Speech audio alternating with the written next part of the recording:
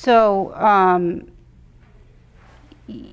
you also discovered pretty early on that you loved women and you were successful with them, which I thought was not at all surprising once you know John, but I think as a person who had an autistic teenager and stuff like that, that doesn't necessarily happen. So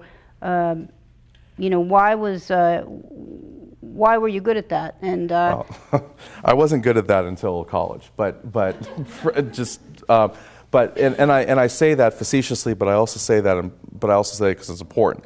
Yeah, no, I really wasn't good at that in high school, and a lot of us aren't good at that in high school. It's not necessarily that's a normal thing in many ways. But no, I wasn't good at that at all. I wanted to be good at that, I really did, but I wasn't good at that. I wasn't good at that at all. And what it was is I modeled. My dad, again, was the sweetest, kindest gentleman from the South. He's a genteel guy, and I really modeled him.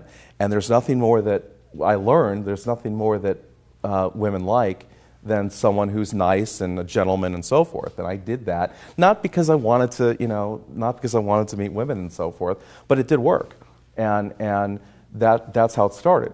But one thing that's very important, and I'm not, I write about some of my relationships with women in the book, is just because I was able to have relationships with women and have girlfriends and so forth, doesn't mean I was having the right relationships with women. I wasn't able to connect with any of them.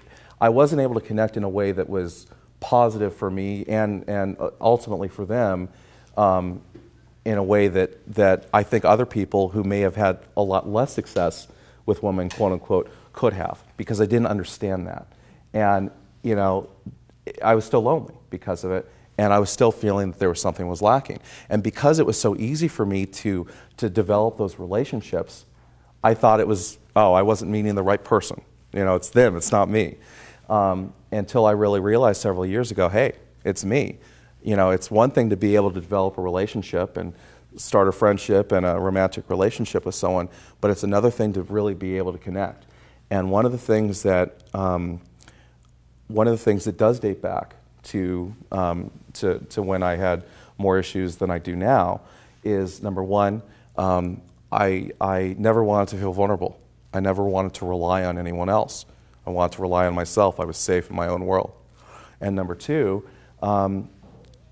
when you're in the state, or when the state I was in, it's not important. It's not important to have that connection with people. So a lot of what I was doing was modeling. So it feels different from the inside, I think, is one of your messages. Absolutely. So, for me, in meeting John, there were no barriers. And so my daughter, who helped me put together the interview questions, wanted me to ask John as the final question, am I still autistic? I think that's a totally irrelevant question at this point. I just think you're an amazing human being. I'm going to stop asking questions now. I want to let you ask some if you want to ask John any questions. Audrey? We'll come right back to it. In the last 5 years that you got more connected and you started to really work on that in terms of having real relationships, how did you work on that in particular, and how would you advise people to? Because I've talked to families whose kids are graduated from their ABA programs, etc., and they say, oh yeah, my son's doing great, he doesn't have an A, he's doing great in school, and he's really good at all of the things that other kids have been taught to be good at, like joining in and social skills or whatever, but he's having trouble having real friendships as opposed to just the artificial, like, hey, you want to come play with me? Right. So that resonated when you said that, so I was wondering what you had done in the last 5 years to do that. Well, the first point I'll make is it took me a long time to do it and figure it out, because I didn't even realize it. I thought because I was able to do that kind of stuff and do it to a pretty deep level, that was all I needed to do. And I think for me, it came to a point of when I was actually starting to hurt people in doing that, especially some of the women I had dated in the past. And it really became, hey, number one, I'm hurting people, I'm not connecting with people. Number two, I'm 30, whatever years old, and I feel lonely, yet I have all these people around. What's wrong with me? And spending a lot of time in therapy. I spent a lot of time one-on-one in therapy, But it also took people As an adult. as an adult. We didn't touch on that. But one of the things that it took for me is people who were close to me telling me, hey, this is what you're doing, and this is how it's coming across. And then really saying, hey, that's not the way I want to be. So it took realization. That's what I was doing. And maybe that's what it takes, is just for people understanding, hey, this is how you're coming across and this is how you're doing. But it also took, outside of maybe the embarrassment or the shame or whatever it was about how I was coming across, it also took me understanding the pleasantries of what that could be, of how nice that could be, and having people share that with me. So that really helped a lot too. You spoke about when you were young and in elementary school and feeling like you were different. Were you ever told that you were diagnosed with autism? Because when I hear you say it now, in your adult relationships, that those people might not have known, I wonder if they wouldn't have held you to a higher standard, if they wouldn't have tried to work with you on getting closer, if they thought you had these social deficits that could impair you from ever getting closer, if they think it was helpful that you didn't know, or I don't know. That's a good question. The kids definitely didn't know. And I don't know, there was autism wasn't really talked about like that in the early, it wasn't really discussed or anything like that. So it's hard to know if that would have made a difference or not. My teachers knew. And the special ed people knew. But what I think it was, in many ways, it was dealt as a behavioral issue. Like there was some, even from a teacher standpoint, it was my behavior. I was just a behavioral problem in many ways, versus it being an issue. So, I don't know. I think today, based on what I see with my son, it's good that people know, because they're more sensitive to it and they understand that. Because when your son's having a tantrum in Target, the general person thinks, oh, you're just a bad parent when that's happening. But when people understand the situation, they're a lot more sensitive to it. So when did you find out that you had that diagnosis? Oh, I knew when I was a child, when I was old enough to understand, probably when I was 11 or 12. My mom shared her logs with me, and we talked about that. And I was actually invited to come back to Cedars, I think the 6th grade or something, to speak to them and the parents, the other parents, kind of as an inspiration. So we talked about that, but I never considered that. I never said, oh, okay, well, this is the way I am. It's because I'm autistic. I honestly thought, hey, I'm a wimp. I'm this or that. There's just something wrong with me. I'm just not a popular kid. That's how I felt about it. Could I go right to it? She's been. How much do you have sensitivity issue, especially regarding food? Do you have are you capable to eat variety of food, did you have ever allergic reaction on certain type of food? Did you have medical issues as a child? I did not have medical issues. I definitely had physical therapy issues and stuff like that. But that's an interesting question. No one's asked me that before, but now that I think about it, yeah, I did. I was very picky about what I wanted to eat, and that pickiness a lot of it's eroded.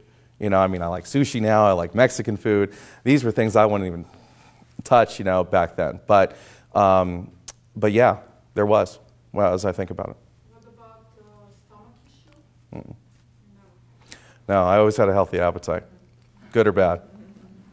What about your son?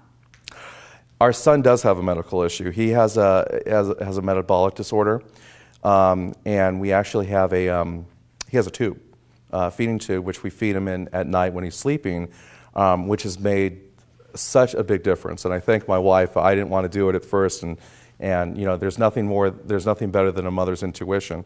And we did, because he was like at the 25th percentile of weight and so forth, didn't have a lot of energy and all that.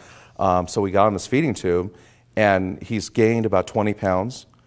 He looks like a normal kid. He's functioning like a normal kid. He's got all this energy. He's learning better. So yeah, and he also is he eats during the day, and he eats well, but because of this metabolic disorder, without these other nutrients, he wasn't gaining weight and really growing. But yeah, the only things he likes are chicken fingers, mac and cheese sometimes. He loves French fries, and that's about it. Pot pie, too.